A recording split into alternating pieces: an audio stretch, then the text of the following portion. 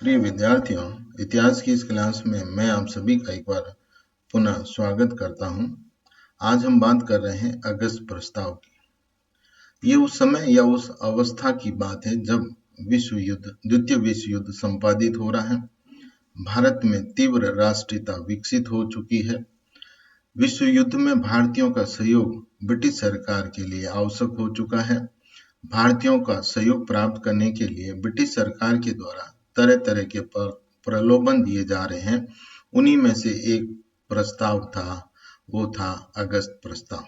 आज उस अगस्त प्रस्ताव में भारतीयों के साथ किस तरह से समझौता या प्रलोभन देने की बात ब्रिटिश सरकार के द्वारा की जा रही है, उस पर हम चर्चा करेंगे।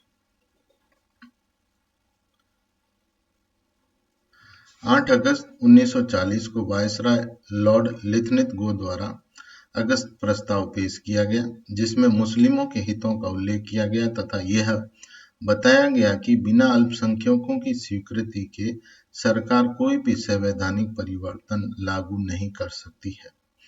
तब कांग्रेस ने भी इसका विरोध किया और यह प्रस्ताव मुस्लिम लीग के लिए एक हथियार साबित हुआ, जिसके बल पर वो अपनी सभी मांगों को पूरी करवा सकती थी। इसके बाद 1942 में क्रिस्प मिशन तथा 1945 के वेवल योजना की परिणति रही। 1947 में भारत एवं पाकिस्तान का विभाजन जो हुआ, जो सांप्रदायिकता के एक दुख का अंत दर्शाता है, वो भी इन्हीं की कड़ियों का एक भाग था। अब हम बात करते हैं द्वितीय विश्व युद्ध के समय जर्मनी असाधारण सफलता प्राप्त कर रहा था। फ्रांस, हॉलैंड और बेल्जियम के पतन के पश्चात ब्रिटेन की स्थिति अत्यधिक नाजुक हो चुकी थी। उन परिस्थितियों में भारतीयों का सहयोग पाने के लिए ब्रिटेन ने समझौतावादी दृष्टिकोण की नीति अपनाई और 8 अगस्त 1940 को वायसराय लिथनिथगो ने भारतीयों के लिए एक घोषणा की, जिसका नाम अगस्त प्रस्ताव रखा गया। इस प्रस्ताव के निम्न प्रावधान थे। पहला, भारत के लिए डोमिनियल स्टेट्स का मुख्य लक्ष्य निर्धारित किया। दूसरा, भारतीयों को सम्मिलित कर युद्ध सलाहकार परिषद की स्थापना की जाए। तीसरा, युद्ध के उपरांत संविधान सभा का गठन किया जाए, जिसमें मुख्यतः भारतीय ही अपनी सामाजिक, आर्थिक, राजनीतिक अवधारणाओं के अनुरूप संविधान की रूपरेखा सुनिश्चित करेंगे। संविधान ऐसा होगा कि रक्षा, अल्पसंख्यकों के हित, राज्यों की से संधियां तथा अखिल भारतीय सेवाएं आदि मुद्दों पर भारतीयों के अधिकार को पूर्ण रूप से ध्यान रखा जाएगा। चौथा था, अल्पसंख्यकों को आश्वासन दिया गया कि सरकार ऐसी किसी भी संस्था को शासन नहीं सौंपेगी जिसके विरुद्ध सशक्त मत होगा। और पांचवा था, वायसराय की कार्यकारिणी परिषद का विस्तार किया जाए।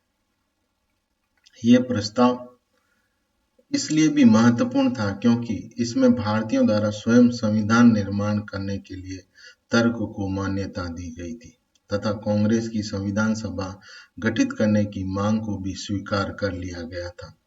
राष्ट्रीय आंदोलन में यह मांग लंबे समय से की जा रही थी। पूर्व में नेहरू रिपोर्ट के द्वारा भी कांग्रेस ने अपनी स्वयं संविधान निर्माण करने की क्षमताओं को साबित करने का प्रयास किया था। दूसरा, इस प्रस्ताव में डोमिनियल स्टेट्स के मुद्दे को भी स्पष्ट रूप से स्वीकार किया गया था। कांग्रेस ने इस प्रस्ताव के संबंध में क्या प्रतिक्रिया दी?